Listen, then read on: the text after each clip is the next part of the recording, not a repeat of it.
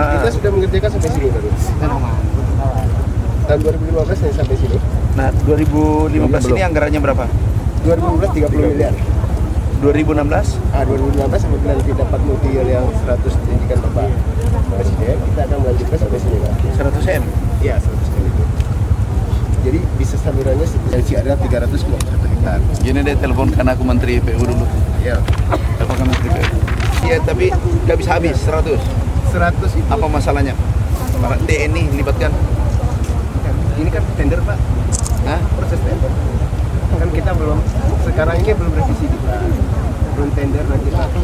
Kan masih proses tender itu nggak perlu Pak. Jadi mungkin nanti paling dengan tender 1 bulan setengah ya pada tahun nanti. Kabar kerja. Oktober terkontrak. Ya. Dengan katakanlah masa pelaksanaan mungkin sampai 8 bulan. Ada 20.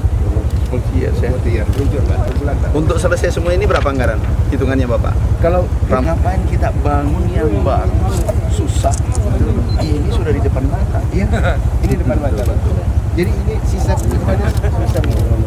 Kebutuhannya berapa? Sisa kebutuhan termasuk pembebasan tanah diperkirakan 1 sampai selesai.